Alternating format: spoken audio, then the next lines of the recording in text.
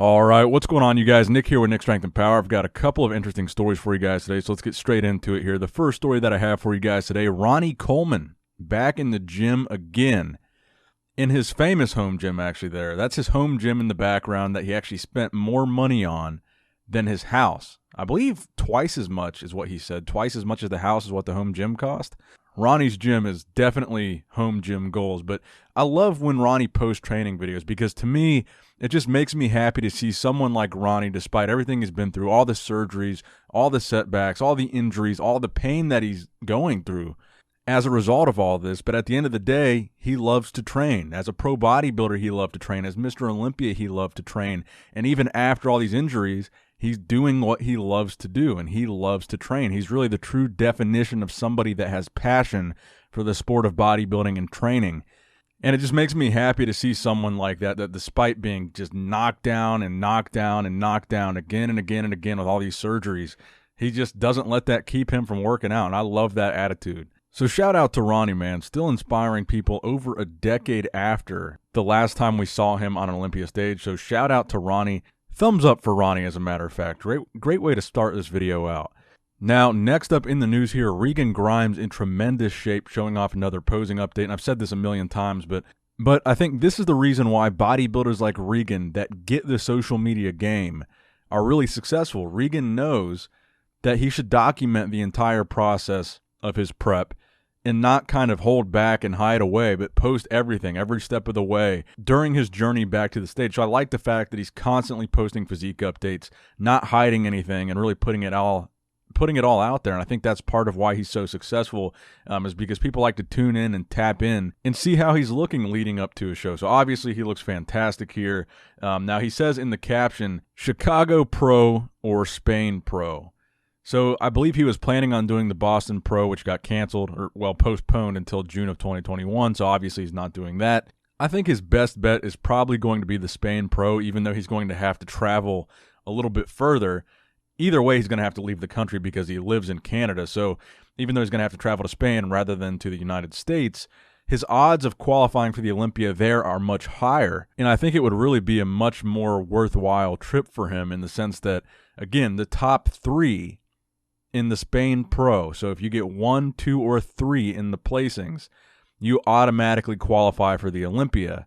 In any other show, it's usually just if you win the show, only the winner qualifies. So if I'm looking at this and I'm a bodybuilder that has not yet qualified for the Olympia, I'm looking at that Spain Pro, like that's got triple the odds of me getting to the Olympia. I'm going to Spain. And that doesn't just go for Regan, that goes for Rami. Sergio Jr. still needs to qualify. Ian Vier, Antoine Vaillant, a lot of these guys that haven't really confirmed a show yet. That's a really good opportunity over there in Spain, and you got to commend the IFBB for giving the pros this chance and recognizing the fact that their opportunities have really been cut down because of all these regulations and travel restrictions and postponements. So I think it's a really good thing that they're doing this Spain show. And that's really going to be a huge show. And I think there are going to be a lot of big-name bodybuilders in there because think about it.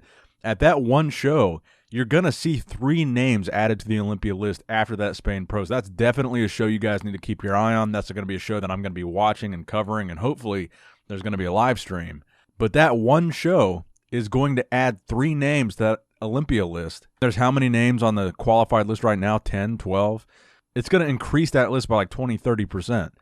So that's a big deal. Now, speaking of physique updates and upcoming shows, Logan Franklin, buddy of mine here, sent me this video preparing for the New York Pro where he'll be trying his luck again at the Classic Physique division.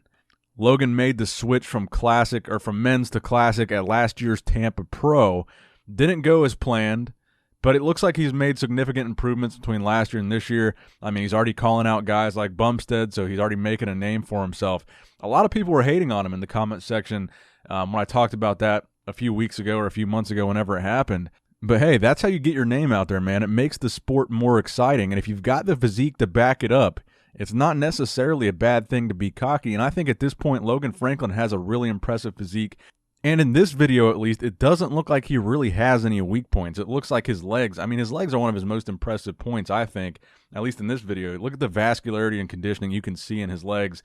And he's got pretty good size to him. And keep in mind, this is classic physique. You don't need gigantic legs. You just need good legs. He's got good arms, which seems to go a pretty long way in classic. I think the one criticism that I've seen a lot of people have of him so far is his back. And next to a guy like Bjornsson or Bumstead, that could be a weakness that's exposed. But honestly, from the front and sides, he looks pretty damn good to me. His conditioning looks on point. He's vascular as hell. He's got those crazy round shoulders. Again, I think the arms are going to go a long way in this category. So we'll see here in just under 2 weeks what kind of improvements Logan has made. And if he's able to win that show, he will go to the Classic Physique Olympia. And he's going to have to back up what he said about Bumstead on that Olympia stage and see if they get a call out together. That will be the comparison that I'm looking for at the Olympia. But we'll see how the New York Pro Weekend goes before we put the cart before the horse, so to speak. Now, speaking of men's physique to classic physique transitions, men's fitness model, social media personality, Steve Cook, with over 2.4 million followers on the gram, recently posted a picture alluding to a possible comeback. He's been gone since, I believe, 2014. After a 5th place placing in the Men's Physique Olympia in 2014, I don't think we've seen him on any stage since. Now, he put in the caption of this photo, throwing it back to the Mr. Olympia contest in 2016. This hit 200K. We might have to compete again. Maybe classic. LOL. Dreamin'. Well, first of all, I don't think that post is going to hit 200K because it's only at 68,000 right now. But I had a lot of people sending me this, asking me my honest opinion on it. And honestly, I don't think we're ever going to see that happen. I think Steve Cook, he's got a great physique. He's not really aged out. I mean, he's only 35, so he's definitely still young enough. If he wanted to pursue something like that, he could. But really, I just don't think he has the size for it. But the interesting thing there is him and Chris Bumstead both dated Courtney King. So they dated the same girl. It'd be interesting if he did try classic physique and somehow made it to the Olympia and then got whooped by Chris Bumstead, because there's no chance he's beating Chris Bumstead. He might be able to make a splash in the pro ranks of Classic, but there's no chance he's coming close to Chris. That would make it an interesting rivalry, though. But let me know what you guys think in the comment section below. Do you guys think Steve Cook could make a successful comeback and do it in Classic Physique? And if he did, do you think he would stand a chance against Chris Bumstead? That would be an interesting one to see. Let me know in the comment section below. Now, next up in the news, Chad Ocho Cinco Johnson put up a post in the gym on Instagram saying he's now 3 months out from the 2020 Mr. Olympia LLC. And at the way 2020's been going so far, it honestly wouldn't surprise me if we saw Chad Johnson at the 2020 Mr. Olympia. Nothing would surprise me at this point. Shout out to Ocho Cinco, though. Now, finally in the news today, Hafthor Bjornsson. He posted another boxing training video here.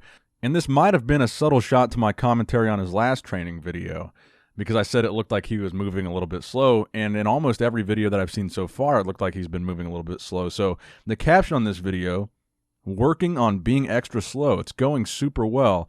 And he's hitting a heavy bag here. So I want to know your guys' honest opinions on this in the comment section below. Based on all the training footage that you've seen of Hafthor so far, do you think he's moving slow? Just based on the different styles of training and the different techniques that he's training, do you think he's slow in that context? And do you think if he is moving slow, do you think he's doing it in a trolling way to throw off Eddie Hall? Do you think he's doing it to kind of like mess with his mind and get him psyched up and think that Hafthor is going to be slow and he's only leaking out maybe strategic videos to make him look like he's not as good as he really is? That could be a possibility as well.